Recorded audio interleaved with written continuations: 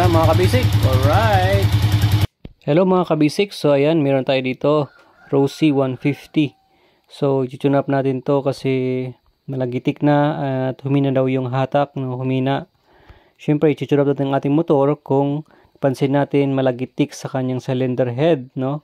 Matinis na lagitik, nag-uumpugan yung ating tappet screw at saka yung ating valve stem.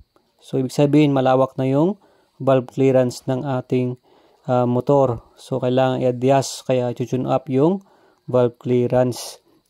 Kasi pag hindi natin ginawa yon is hindi ma-maximize ng motor natin yung malakas na puwersa niya.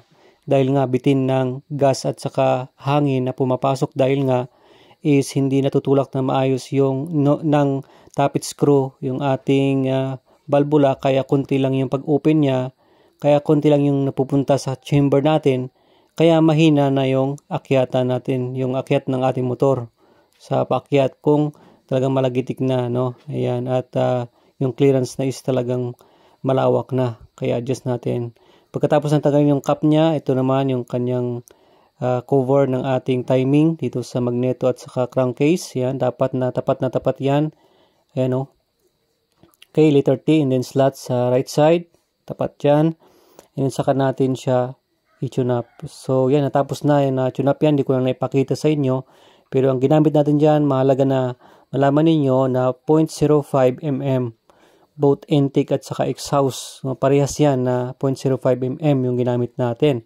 Kasi yan nakalagay sa manual ng mga Rosy 125, 150, 175. Okay, ayan. So, ganun mga kabasic, you know. Pag naramdaman nyo na, yung motor ninyo is parang humina na sa akyatan. At syempre, madinig naman, no. Naririnig mo naman talaga yung lagitik na matinis sa head niya.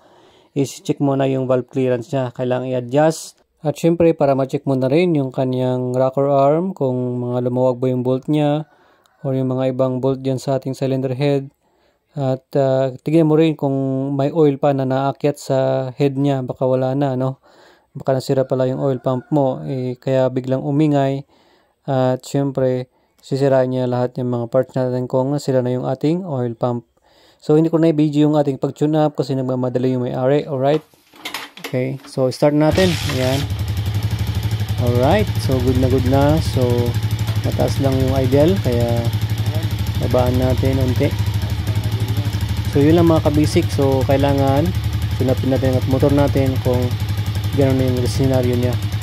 Alright, yung mga full video natin sa step by step tutorial sa tune up, mayroon naman tayo dyan sa ating Facebook page. Ito kasi hindi natin ipakita yung pag-adjust natin ng valvula at yung ating tappet screw. Pero ayan, okay na yung ating motor, and thanks for watching.